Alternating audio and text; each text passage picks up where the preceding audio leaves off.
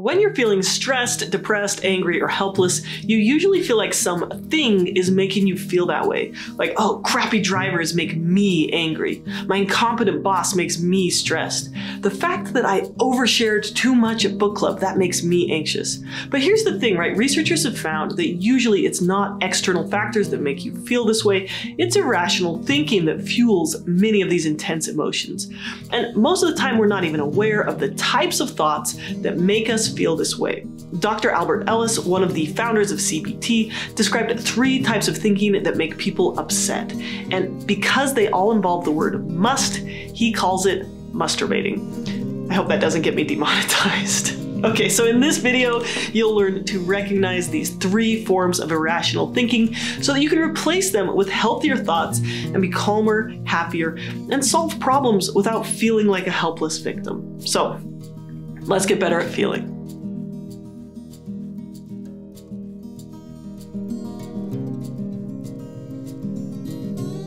Okay, real quick, if you want to learn more skills from CBT, and specifically how to stop worrying, check out our online course, Worry Free, where psychologist Nick Wignall teaches 3 essential strategies to stop worrying. I used to wake up in the middle of the night worrying, and I used to worry throughout the day, like all the time. And this course taught me how to decrease that worry by like 70%. So if you're interested in learning more, check out the link in the description. Okay, so before we get going, I want you to bring to mind your latest incident that made you upset. And I want you to write this down on a piece of paper, because putting this into practice is going to help you way more than just watching this video. That's right, you've got homework. And I can't even give you an A, so you'll have to settle for happiness. Okay, so write it down. Why are you upset? What happened? You can pause the video if you need to. Okay, going back to Ellis, he was a famous American psychologist who developed rational emotive behavior therapy, which is kind of like CBT's daddy. REBT is the Madonna to CBT's Lady Gaga. And in his theory, Ellis identified 3 musts that people often hold, which can contribute to emotional distress. And that's what CBT is all about. It's about changing thinking patterns to improve your mental health. So the musts are a set of rigid, absolute beliefs that people hold about themselves and others and the world around them. There are 3 main musts in Ellis's theory, which are, number 1, I must do well and be approved of by everyone I meet, or else I'm no good. Number 2, others must treat me fairly and kindly and always consider my feelings. If they do not treat me this way, they are not good people and deserve to be punished. And number 3, I must always get what I want when I want it, and if I don't, I'm miserable. Wow, our minds are real jerks sometimes, huh? It's a wonder we spend any time with ourselves. Now, at the center of this is the belief that life shouldn't be the way that it is. This type of thinking makes you anxious, depressed, or angry. But you can totally learn to feel happier and healthier when you learn Ellis's system for changing this type of thinking. And the first step is learning to identify these thoughts in yourself. So let's do some examples with must number 1. I must do well and be approved of by everyone I meet. For example, a high school student who feels pressure to get perfect grades and excel in sports because they believe they must meet everyone's expectations. This was totally me as a teenager, and yes, I was very cool. Not, all right. Okay, a person who struggles with social anxiety, they're afraid of rejection because they think they have to be liked by everyone they meet, right? This often ends in avoiding social situations, by the way. Someone who spends a lot of time and money on their appearance, their possessions, or their lifestyle because they believe they have to impress everyone and be seen as successful or be seen as attractive to everyone. A parent who feels inadequate and guilty because they believe they must be the perfect parent and they must meet their child's every need, even at the expense of their own well-being. Take a minute and check your problem that you wrote down for this kind of thinking. Like, do you catastrophize if you don't perform perfectly? Do you feel like an anxious wreck if you think someone might not like you? I mean, it's okay. Like, you're not broken, or I guess we're all broken. I mean, either way, you're not alone. A lot of people do this, and we'll talk about some options to challenge this and change this as the video goes on. Okay, so let's talk about number 2. Here's some examples of people who may believe, others must treat me fairly and kindly and always consider my needs and feelings. Like, that sounds kind of ridiculous, but I bet you're going to relate to some of this. You get angry or offended when someone doesn't agree with you. You feel hurt or rejected when a friend cancels plans and doesn't respond to your messages right away because you believe they should prioritize your needs and make time for you. An employee gets frustrated and demotivated when their boss doesn't give them positive feedback or recognition because they believe that others must always acknowledge their hard work and talent. Or someone who expects their romantic partner to fulfill all of their emotional and physical needs because they believe others must always consider their feelings. Now, you can see how the belief in others must treat me fairly and kindly and always consider my feelings and needs. This can lead to unrealistic expectations and disappointment and conflict in relationships. So check your problem for this that you wrote down, right? If this section made you feel kind of angry, that's a good thing. I mean, I'm not happy that you're mad, but it means that you're at least doing well with identifying the problems. I'll give you like a little virtual gold star there. Okay, so let's check out faulty belief number 3, which is that the world must give me what I want when I want it. Let's look at some examples. I deserve a promotion at work because I've been here for a year and the company owes it to me. Or I shouldn't have to wait in line at the grocery store. They should open up more registers because I'm in a hurry. Or if I don't get the grade that I want on the test, that teacher is so unfair and she doesn't know how to grade properly. Or it's not fair that I have to pay for this parking ticket. I shouldn't have to follow the rules just because the government says so. Right? We all desperately want the world to be fair and kind. And none of us like to think of ourselves as like that purple girl in Willy Wonka. Not for sale. Name your price. She can't have one. Who says I can't? The man with a funny hat. I want one. I want a golden goose. But the truth is, I think we slip into this thinking a lot more often than we realize. The other day I was working with a client and she was just kind of going on this rampage and getting very upset and very worked up that she has to work for money and that basic necessities like food are not just given to her and provided.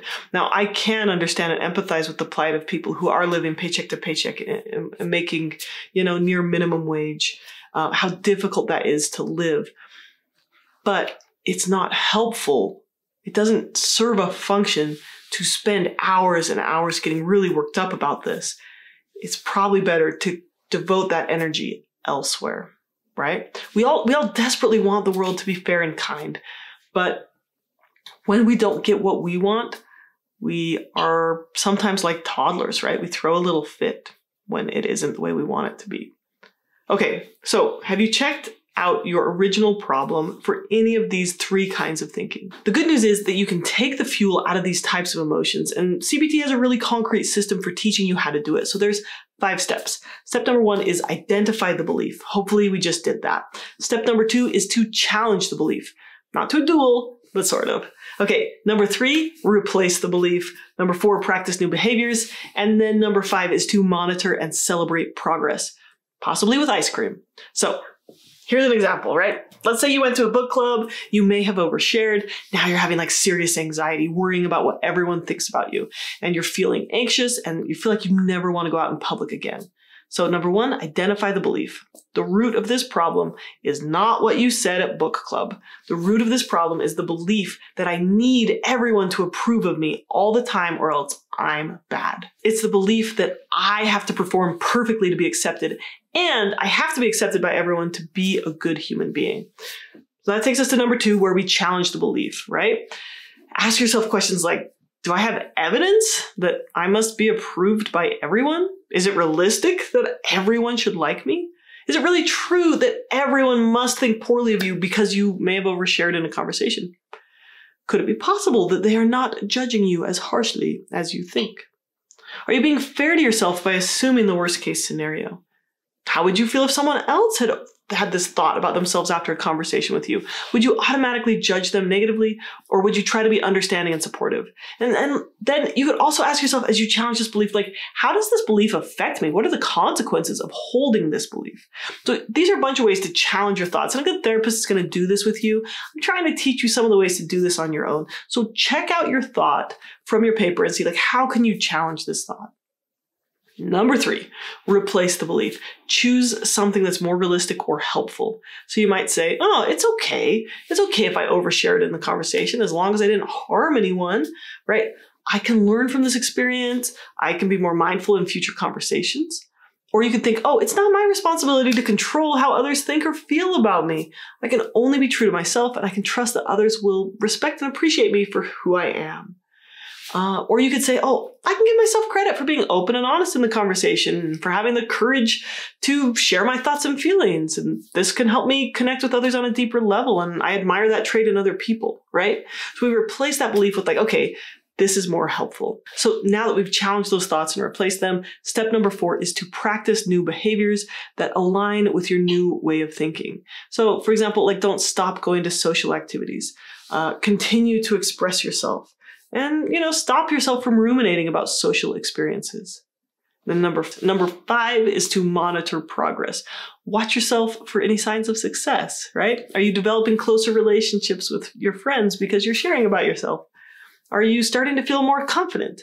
Are you starting to look forward to book club because you enjoy the good conversations? Or you just, like getting out of the house?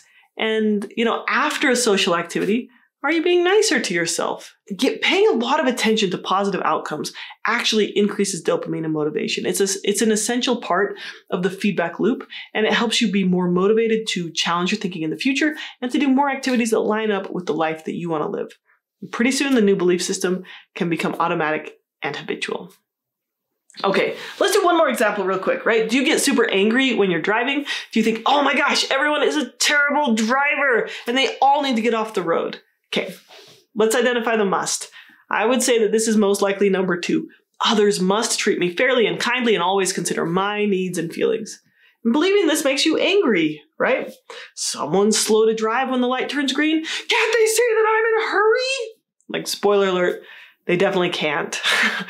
Someone's driving slow in the fast lane. What the heck are you doing? You're so inconsiderate to my need to get there 3 minutes faster. Right? It's all about me, my needs. How come people can't understand that? Even if someone is driving really dangerously and erratically, it's not super helpful to think everyone else has to be responsible for my safety. And if they aren't, I'm going to get really angry and yell in my car. And I'm going to throw a tantrum because that's going to make sure these roads are safer. Right? Okay, to everyone out there who doesn't use sarcasm in their culture, I am so sorry. I tend to use sarcasm sometimes. That was sarcasm. You're welcome. You've gotten 2 lessons for the price of 1, which is probably 0 because you're watching this on YouTube, and YouTube is free. Okay, so going back to driving, you're angry because none of the other drivers are spending their drive thinking about your needs. So let's just start by challenging that thought. Is it really true that everyone's a terrible driver? Nah, you might be making some sweeping assumptions there, right? Are you being fair to other drivers by assuming that they're all incompetent or dangerous? Could it be possible that they're just doing the best they can in their circumstances? How would you feel if someone else had this thought about you? Like, what about the times you've been slow to start when the light turns green? Would it be fair to judge you based on a few mistakes or errors? Okay, and then let's just try to replace that thought with something more helpful, right? Like, oh, some of these drivers might be inexperienced or they make mistakes, but most of them are probably doing their best to be responsible on the road. Or to say something like, oh, it's okay if other drivers aren't perfect as long as they're following the rules. Or you could say something like, okay, I'm not the police. It's not my job to make sure every driver follows all the rules, right? It's just my job to get where I'm getting safely. But then you might say, but Emma, like, what if they are actually endangering me? What if they're being terrible? Is it okay to get mad and throw a tantrum then? Well, is that going to help you? If other people are endangering you, let's focus on what you can control. You can practice defensive driving. You can pull over and call the police. Either of these options is probably more helpful than just being really angry and thinking about how idiotic the other drivers are, right? And your mental health is more important than spending all this time thinking other people must change, other people should change, right? This is about directing your energy toward what's going to actually help you. Okay, so let's practice number 4, which is, developing new behaviors. I'm going to say, let's try some mantras here to be more patient and forgiving of other drivers. Or you just focus on your own defensive driving skills. Or you could just practice some compassion, right? Sometimes when I see someone doing something like super annoying, I just think, like, I hope your day goes well. Bless you, right? May it be well with you. Because if they're doing something idiotic, they're probably having a hard time in their life and they could probably just use some love. Plus, it makes us less judgmental and angry inside. Okay, so number 5, let's just check in with yourself. Is practicing this making you less angry on your drives? Are you able to enjoy yourself a little bit more when you arrive home and you feel a little bit more relaxed? Just notice like every little victory, and that's gonna make it easier and easier to change your brain. Okay, so now's your chance to go through this process with your issue that you started with at the beginning of the video. Identify, challenge, replace, practice, reward, repeat. Okay, I hope this video was helpful. Thank you for watching and take care.